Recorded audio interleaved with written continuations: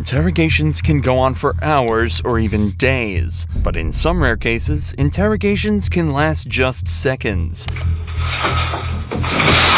Oh, no.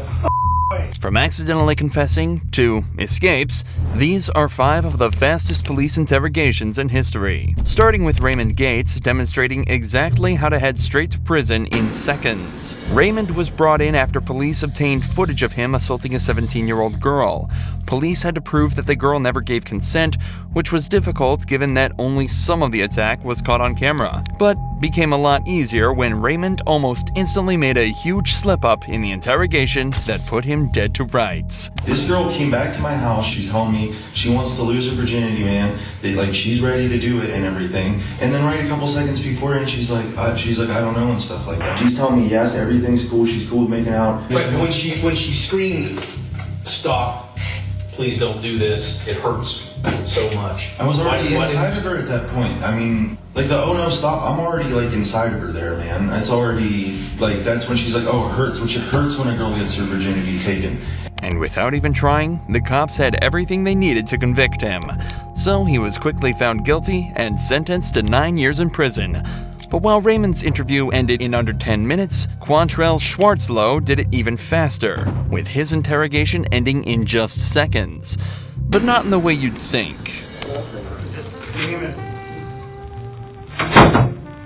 Quantrell was brought in for strangling a girl and assaulting her, a crime he clearly didn't want to be convicted of.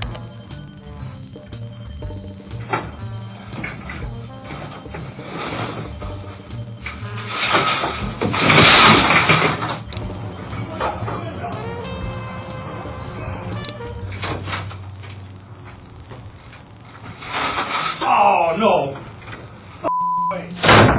Unfortunately for Quantrell, his handcuffs were a dead giveaway, and he was captured 4 hours later.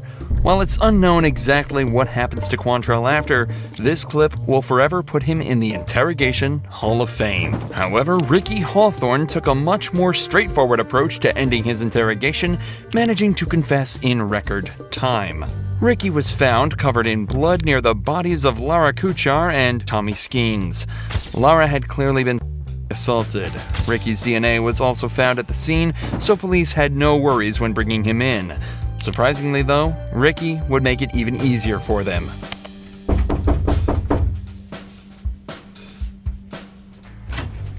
Hey, come on in. Hey, yes, sir. Yeah, I did. I did it. You know what? Let's do this. I did it, but I think somebody came behind me and finished it. Okay. Yeah, I did it. So much for staying silent. However, Ricky is alleging that he wasn't actually the murderer. He just attacked the couple and assaulted Laura. It was someone else that finished the job. Even though the evidence was stacked against him, he still would have had a better chance of getting away with it if he just stayed silent. There's 3 more people. I don't know. And you know what? They was living when I left, but I think somebody came in behind me and finished them off. I did beat the shit out of them, but it was somebody else. I left. Despite his claims, it was determined that the couple died of the injuries inflicted by Ricky, and he was later found guilty of first and second-degree murder, as well as battery in the assault on Laura.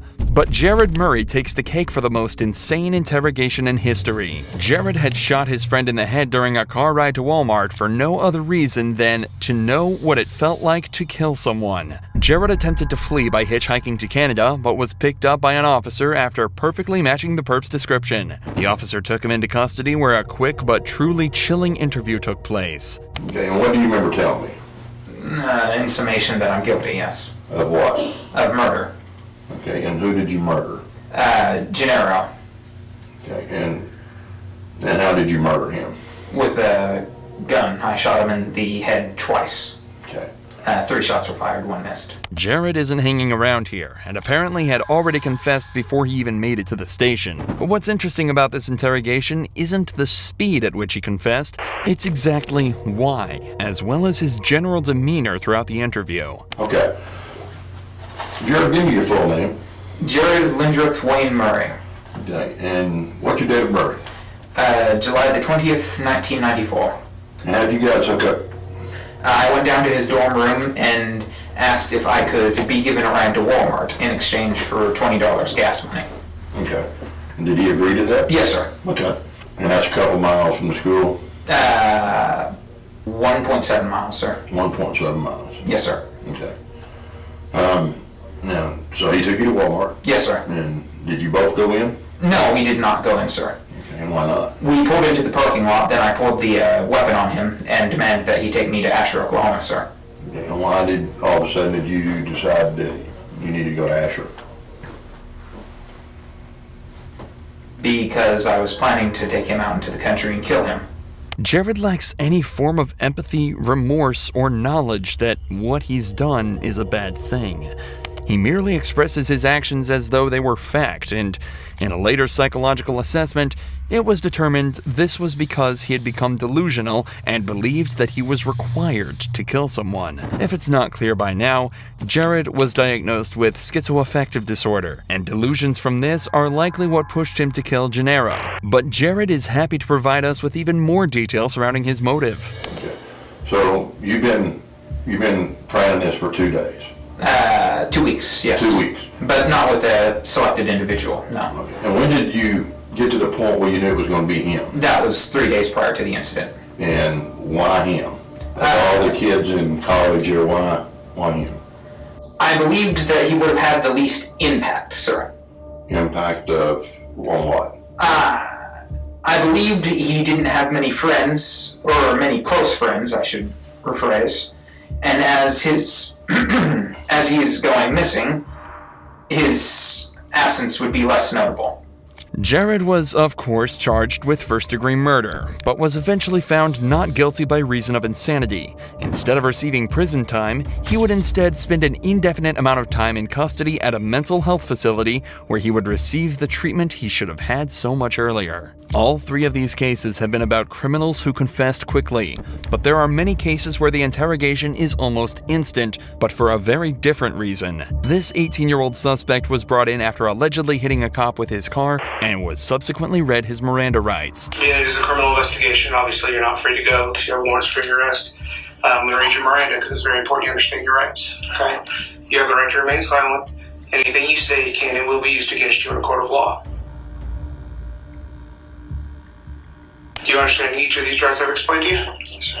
Have these rights in mind, do you wish to talk to me now? Yes, sir. I'm sorry? Say what have these rights in mind, do you wish to talk to me now? Yes, sir. Yes, sir. You don't want to talk to me? I just call my mom. Okay, you can call your mom at the jail. Alright. At just 18 years old, this guy showed exactly how to act in a police interrogation, perfectly exercising his rights and truly outsmarting detectives. Assuming he wanted to land himself in prison for the rest of his life.